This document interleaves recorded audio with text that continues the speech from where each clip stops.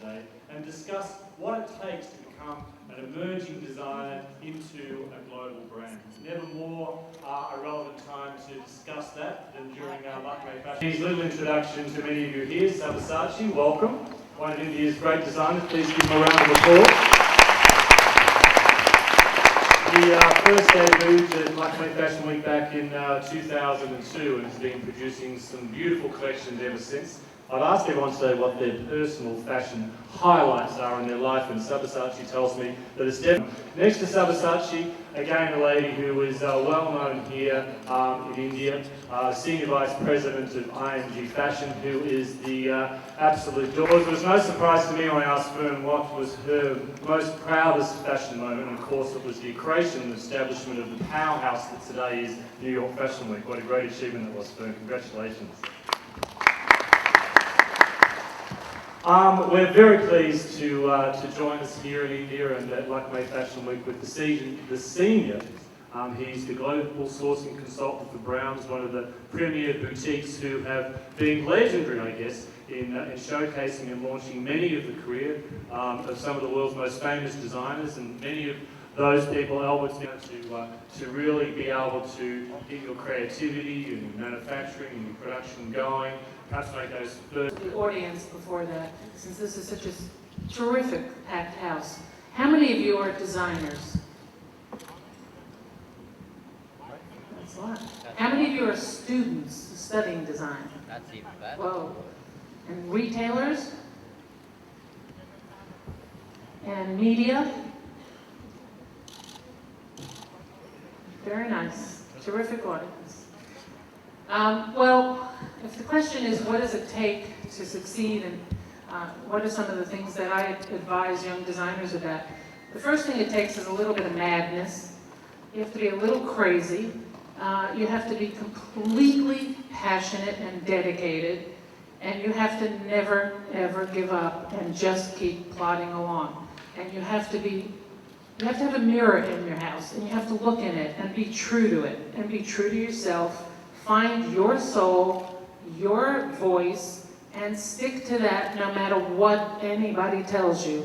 No matter what I tell you, what Colin tells you, or Albert tells you, you have to have your own voice, because that is what you want to travel, to read, to go to the theater, to go to movies, to just be open to what is happening in the universe. Fashion is a reflection of that. Fashion is what tells. Present some success in this fascinating industry. Albert, I'm going to turn to you next. Albert has had an incredibly interesting career because he's had an opportunity on many occasions to be able to counsel young emerging designers on really. As we have with Sabyasachi, in the process of finding these people that have the talent, it's the detailing that's not there in a lot of cases. Lookbooks, pricing, fabrics, content, labeling, sizing, shipping, all the things that have to go on to make something happen for our customer as a designer as well. So, I'll give you another example. I've been following 3 designers in India for the last 2 seasons. They've been really close for Browns to purchase. I've been so disappointed that they've gone from here down to here, for the simple reason they haven't followed what's going on in the rest of the world. One designer said to me, well, I read in Women's Wear Daily that black and burgundy are the colour for the season.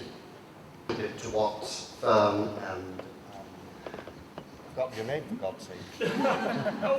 Albert. I'm travelling with Alberto. We have an Albert. It's very complicated for me, but it doesn't matter. He knows me very well, and he's not going to be too offended. I would say that you've really been given the essence of what this whole thing is about, this whole thing called fashion.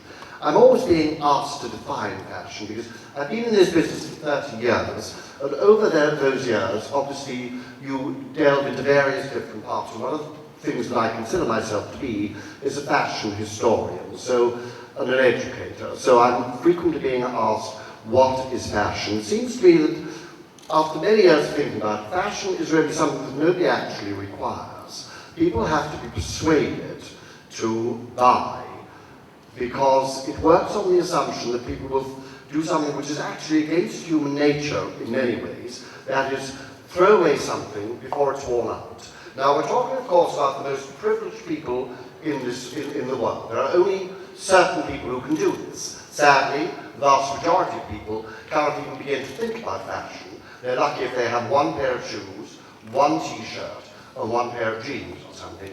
And I think it's very important for those of us who work in this unbelievably privileged and luxurious world to remember that we are touching a minute proportion. The fashion world is very much more generous. We open our doors and our hearts to any new talent. Sometimes we even open our wallets, but not always. But we don't give you many chances. Now, seriously think about whether fashion is for you. I used to be a designer. I've been in fashion for 30 years. First 10 years I was a designer in Italy. It was the most stimulating and exciting period of my life. But it was incredibly hard work. And I listened to that. I think the two most interesting things about fashion, I'm going to stop and let you talk. I'm here to hear what you people feel. The two most interesting things are a word and a gesture. And I believe that these are the things that are absolutely the bedrock of fashion. The word is the cruelest word that any creative person can hear. And it's only 4 letters. It's not the word you may be thinking of. It is the word next. Every 6 months,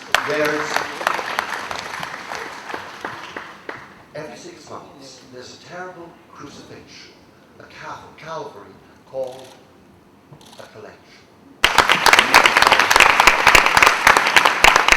And I think Colin's right. We wanted this to be an interactive seminar today, and hands, girls. So, Fern, and then we'll take some questions. In a sec. I do want to add to some of the practical issues that, we talked in theory and in heart and soul about what you need to be to succeed. But you also need a functioning fax machine, an email, and a computer that's working, and a phone that works.